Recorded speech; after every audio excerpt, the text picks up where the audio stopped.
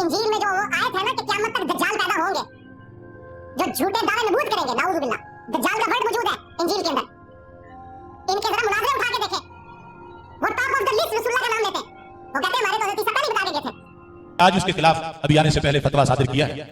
उसने रसूल अकरम नूर मुजस्सम शफी वाज़म सल्लल्लाहु अलैहि वसल्लम के बारे में एक ऐसा लफ्ज़ बोला कि वो जुबान पे लाने से रोंगटे खड़े हो जाते हैं। अस्सलामु अलैकुम वरहमतुल्लाहि वबरकातुहू। मेरे चैनल के सामईन और नाज़रीन, आज आपके सामने मिर्जा जहलमी जहन्नमी का वो बयान रखने जा रहा हूँ जिसमें उसने माअज़ल्लाह सुम्मा माअज़ल्लाह हुज़ूर अकरम सल्लल्लाहु अलैहि वसल्लम की बारगाह में गुस्ताखी की। आप सबसे पहले ये बयान सुने, फिर उसके बाद वो फतवा आपके सामने पेश करता हूँ जो सबसे पहले जिस हस्ती ने उसके खिलाफ फतवा दिया, हुजूर सैयदी कंजुल उलमा मुफक्किर इस्लाम डॉक्टर अशरफ आसिफ जिलानी साहब। फिर आपके सामने वो फतवा भी रखूंगा। तो सबसे पहले आपके सामने मिर्जा जहलमी जहन्नमी का बयान रख रहा हूँ, आप एक मरतबा बयान समाअत फरमाएं। अपनी अकल इस्तेमाल करें। अगर क्रिश्चियंस और जूस इसको अल्लाह का कलाम मानते हो तो मुसलमान ना हो जाए। आज मासूम सी शक्लें बना के मौलवी मेरे बुक्स में कह रहे हैं कि जी क्रिश्चियन जो है हमारे नबी को मानते हैं, तो फिर तो खुशखबरी है। मुसलमान एक रात में मौलवियों ने 4 अरब कर दिए। 2 अरब हम थे, 2 अरब क्रिश्चियंस। हमारे नबी को मानते होते तो मुसलमान ना हो जाते। वो तो हजरत ईसा को अल्लाह का बेटा मानते हैं या अल्लाह ही मानते हैं, या जो कोई इक्का दुक्का मवाहिद बचे हैं जो उनको पैगंबर मानते हैं, तो वो भी आखिरी पैगंबर मानते हैं। ज़हन में रखिएगा। और इंजील में जो वो आयत है ना कि क़यामत तक दज्जाल पैदा होंगे जो झूठे दावे नबूवत करेंगे, नाऊज़ुबिल्लाह।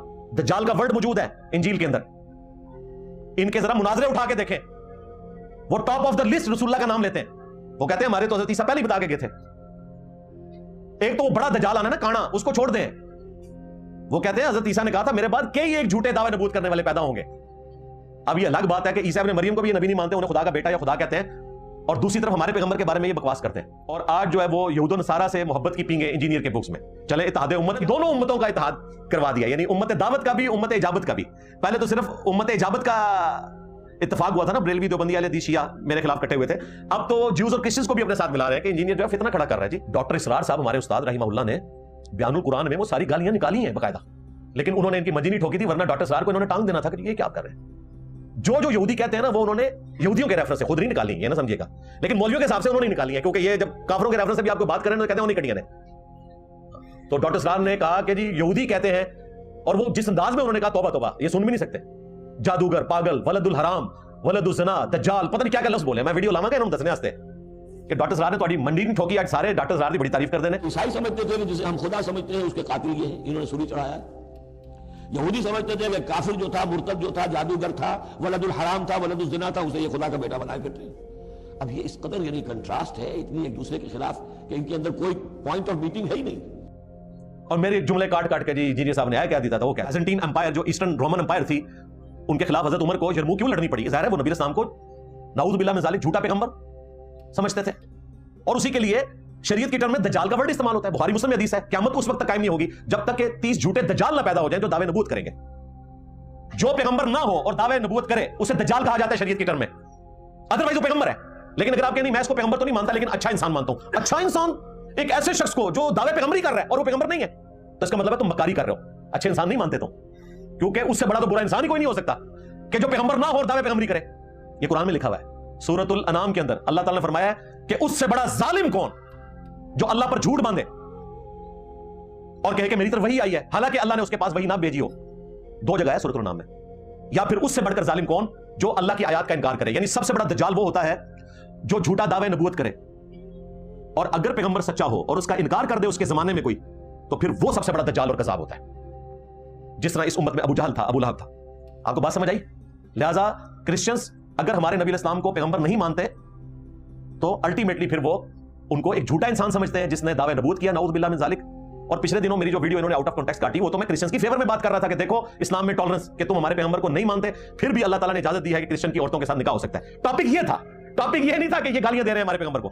और उसमें मैंने जुमला बोला कि क्रिश्चियंस हमारे पैगंबर को नाऊज़ुबिल्लाह दज्जाल समझते हैं, कहते हैं नहीं, मैंने बोला कहेंगे तो उनके साथ क्या होगी, समझते तो हैं उनका कीदा, जाए मुनाज़िर रखे हुए इतने बड़े बड़े, वो तो बल्कि इंजील की आयत पेश करते हैं कि जी इंजील में जो है कि क़यामत तक दज्जाल पैदा होंगे, जो दरअसल ये खुद हैं, इनके बड़े बड़े जो पादरी हैं वो हैं जिन्होंने ईसा इब्न मरियम की तालीमात को टेम्पर करके डिविनिटी में क्लेम कर दिया, खुदा के साथ लाके खड़ा कर दिया।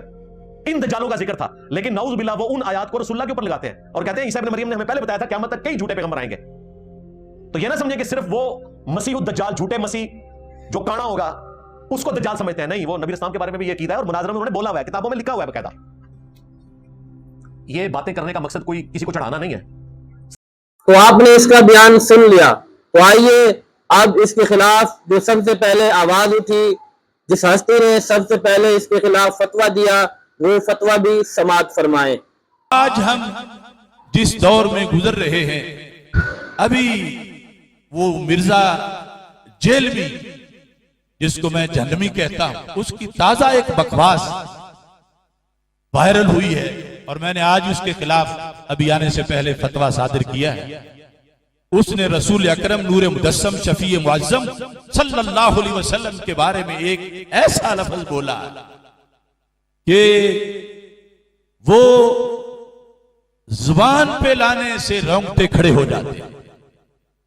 वो लफ्ज 100% तौहीन रिसालत पर मुश्तमिल है और वो लफ्ज जो अपनी जुबान से सरकार के बारे में बोले काफिर भी हो जाता है, मुर्तद भी हो जाता है।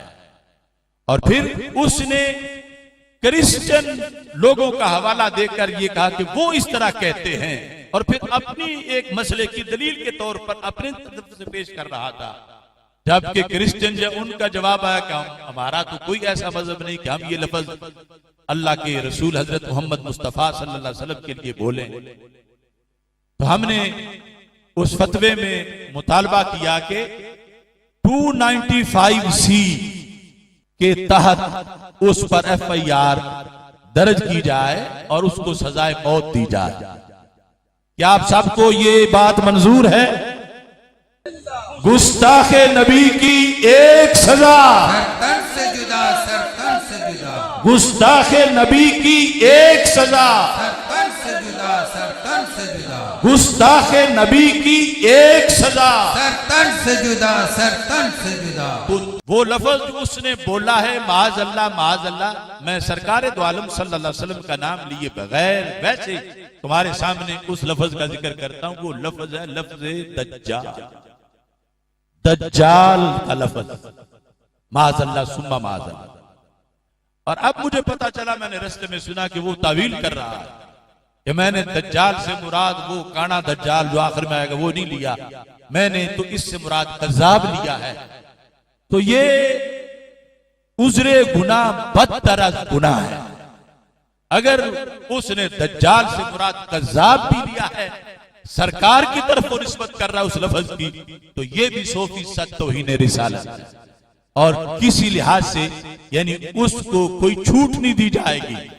ये लफ्ज अगर वो ये तावील करता है तो फिर हमारा तो ये 295C जो कानून है हमारे मुल्क का, शरीयत तो शरीयत है, उस कानून में है कि अगर कोई क्रिश्चियन भी ये लफ्ज बोलेगा सरकार के बारे में तो उसको सजाए मौत दी जाए।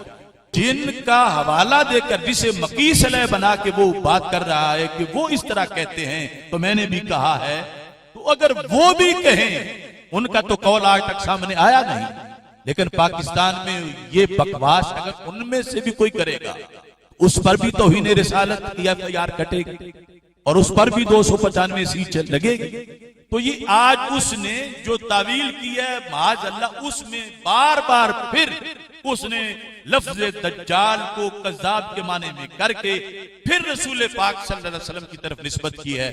और फिर अगला मसला जो वो बयान करना चाहता था उसमें भी उसने इतना बड़ा झूठ का बलंदा और तौहीन इतनी ज्यादा की है। मैंने तो उस फतवे में लिखा है कि अगर 100 बार भी इस पर 295C की FIR काट कर इसे सजा दी जाए फिर भी थोड़ी है, जितनी बड़ी तौहीन इसने अल्लाह के रसूल हजरत मोहम्मद मुस्तफा सल्लल्लाहु अलैहि वसल्लम की।